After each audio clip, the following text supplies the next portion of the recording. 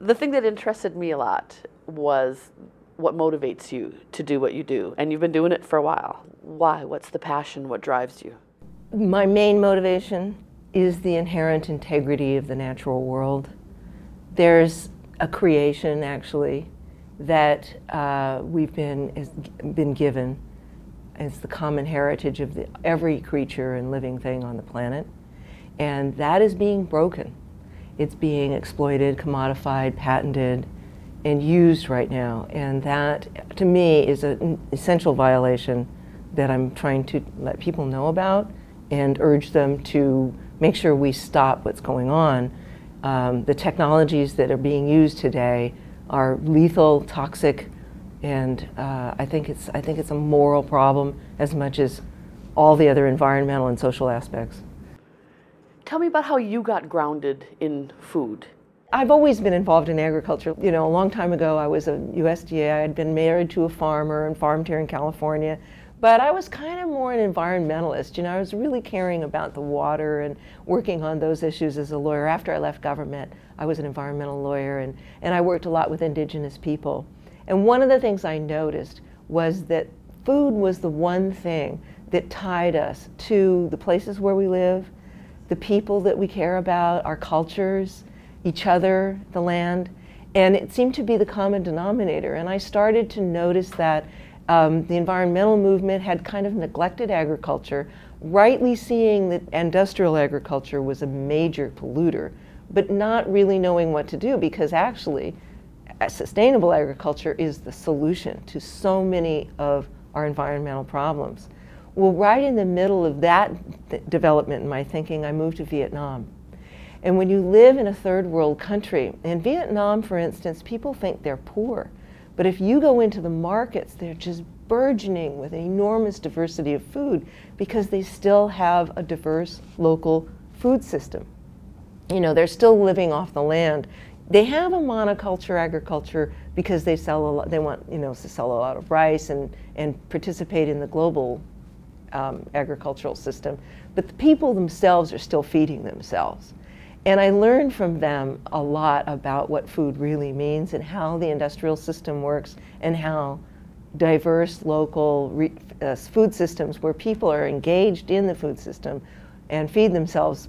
Their farms often will have a pig, they'll have a little fish pond, they'll grow a little rice, they'll grow some other foods and vegetables.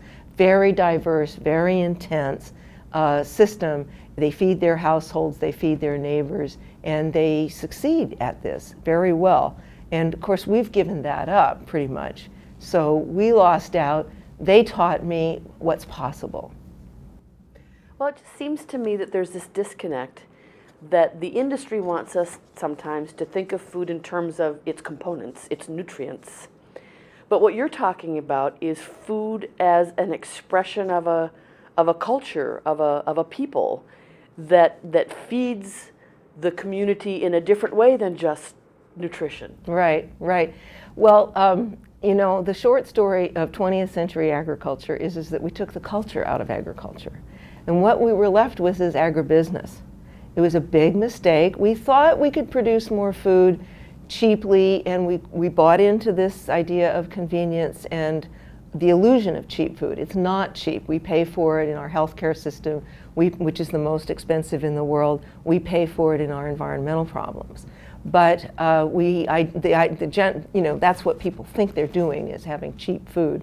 It's nutritionally quite vacant as well. But really, the solution to our agricultural problems is to reintegrate what food is. It's nutrition, it's culture, it's a way of bringing people together within their communities.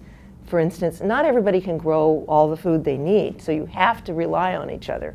And we need to absolutely do this, by the way. Food is so important to our communities now, and we're getting back to the farmers market, community-supported agriculture, exchanging food, ways of living that involve reconnecting to the food system.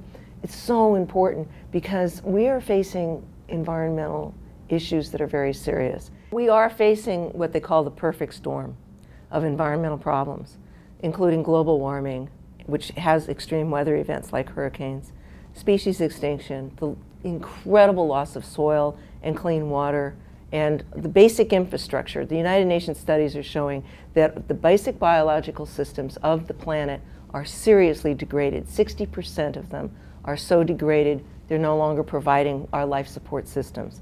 We're really facing, this is going to be a crisis for us. And we can survive. In fact, we can thrive. But right now we have an economic meltdown, okay? And what it was caused by was greed.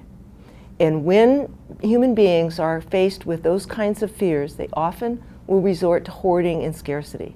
Again, I get back to this idea of the scarcity mentality. And what I've learned in the last year, working with seeds and farmers and people engaged in growing and providing food in their communities, is that really the value we need most right now is generosity. The lesson of the seed is generosity, adaptability, resiliency. Food isn't just nutrition. The culture of food has values in it that teach us how to live. That's what native people and traditional peoples have known all along, and that's why they survive through all the ups and downs of the last 15, 20,000 years with our species. They understand this thing that you're talking about, which is that when times get tough, we have to rely on each other, we have to trust each other. And that requires that we have a value system that emphasizes sharing and emphasizes other values other than what I have to say the capitalistic system, which is based on a scarcity of mentality of scarcity, okay? So we need something else. You know, what that is, we need to figure that out. I don't go into communities to tell them what they need to do. Each community has to figure out for themselves what's right for them, because every place is different. A desert community and their water needs and their growing issues are going to be different than an urban community or a tropical forest. So each community needs to, but there are great models that are being developed in the communities for how to feed themselves, provide for energy, health, all of these things. We've got this idea that we have to have some scientists from somewhere else to come in, or government to come in and tell us what to do. Permaculture, which is a great design it's a great part of agricultural change that's going on. It's a design and a way of asking questions about how we live on the land. They always like to say, everything you need is already here. You know, taking what you already have in your communities, how do you map the resources and assets? How do you get to the next step and ask the questions that need to be asked? I said last night, and I just want to emphasize this, that the key is knowing what you don't know. And one of the reasons I like to really point out the terrible deficits of these toxic technologies, like genetically modified organisms, is it presumes we know what nature needs, what we need, what the food system needs. It's like one engineer has an idea about what they're going to do, and we're imposing a very limited mindset on the natural world or on the food system. And it doesn't really work, actually. But the problem is that there's this thinking that, well, we know what's right. We know how to solve these problems. We don't know how to solve these problems. And the great geniuses, the Luther Burbanks that developed great, foods, and Darwin, I mean, he figured out really important biological principles, right? He knew what he didn't know. He asked questions. And that's where we need to go back to. But we need to not ask people to come in and tell us what to do or how to think. We need to figure it out for ourselves.